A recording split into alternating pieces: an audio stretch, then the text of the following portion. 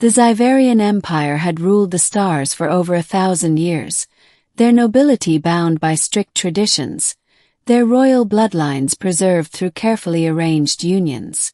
Love was not a choice. It was a duty.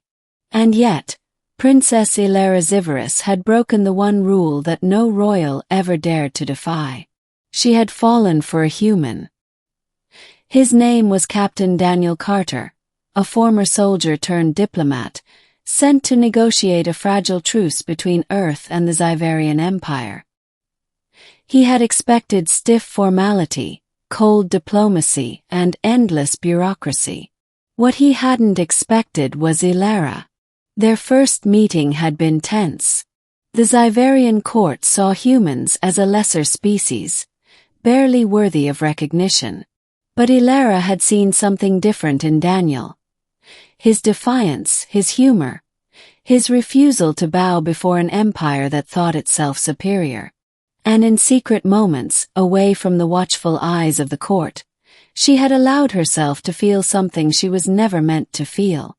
Something forbidden. But love was never meant to be part of this story. Because the moment the Zyvarian king found out, the entire empire would shake. Chapter 2. A love that shouldn't exist. Aelara knew what she was doing was dangerous. Her father, King Valar Zyvaris, was a man of iron will and unyielding authority. He had crushed rebellions, conquered worlds, and bent entire civilizations to his rule. He would never allow his daughter to defy tradition, much less for a human. But Aelara didn't care. For the first time in her life, she had met someone who didn't see her as a piece in a political game. Daniel had treated her as a person, not a princess, not a symbol, but simply Aelara.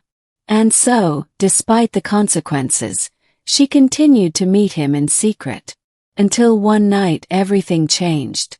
Chapter 3. The King's Wrath. The storm broke without warning. Daniel had barely stepped onto Zyvaris Prime's royal grounds when he was seized by royal guards. Before he knew it, he was on his knees in the Grand Throne Hall, surrounded by hundreds of noble spectators, with King Valar himself looming over him. Aelara was forced to watch, her face pale but defiant. "You dare defile my bloodline with this human?" The king's voice boomed, shaking the walls. Daniel, bruised but unbroken, smirked. "I wouldn't call it defiling, Your Majesty. We were having a great time, actually." Gasps filled the chamber. No one talked back to the king. Valar's expression darkened. "You amuse yourself with rebellion, Terran, but you will soon learn that the throne does not bend to insolence." The king turned to Aelara. "You will renounce him. Now." Silence. Then, Aelara stepped forward, lifting her chin. "No." The hall erupted in chaos. Chapter 4. The King's Ultimatum. Aelara's defiance was unprecedented. No Zyvarian royal had ever disobeyed the throne. King Valar's eyes burned with fury. "You would throw away your title, your birthright, for this creature?" Aelara didn't waver. "My birthright is not a cage," she said. "And I will not be a pawn in your game any longer." Daniel, watching from the ground, couldn't help but smile. Damn, she was amazing. The king's expression darkened. "Then you leave me no choice." His voice echoed across the hall. "As punishment for your defiance, the human shall be executed at dawn." Aelara's blood turned to ice. Daniel's smirk faded. Well, that escalated quickly.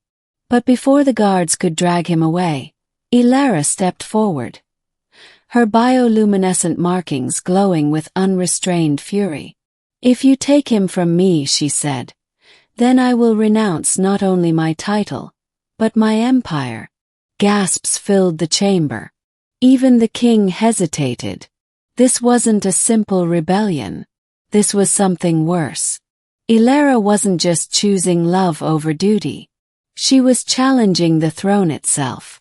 Chapter 5. The unthinkable decision. For the first time in his reign, King Valar faced a dilemma he could not control. If he executed Daniel, he would lose Aelara forever. If he let her defy him, his entire empire would question his authority. For what felt like an eternity, silence stretched across the hall. Then finally the king spoke. "Your love for this human will be your undoing," he said, voice cold as steel. He turned to Daniel. "Leave Zyvaris Prime. Never return." Then to Aelara. "If you follow him, you will never be welcome here again." The weight of the moment was immense. Aelara took one last look at her father, at the empire she had known all her life.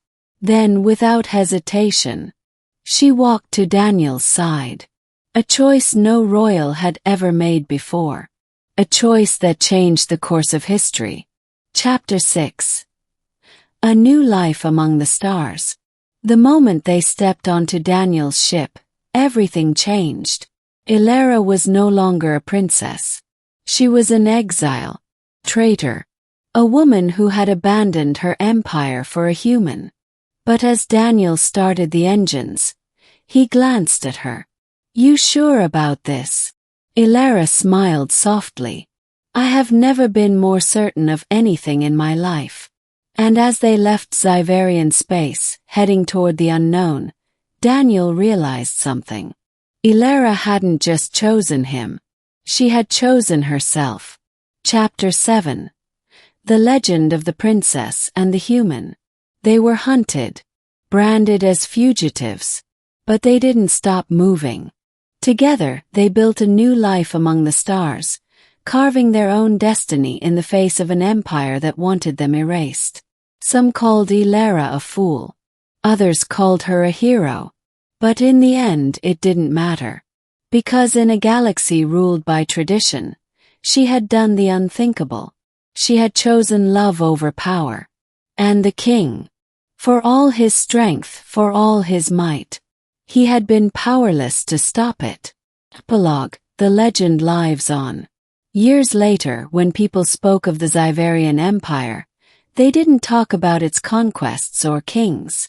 They talked about the princess who defied the throne, the woman who had walked away from power for a human, the love story that had shaken the stars.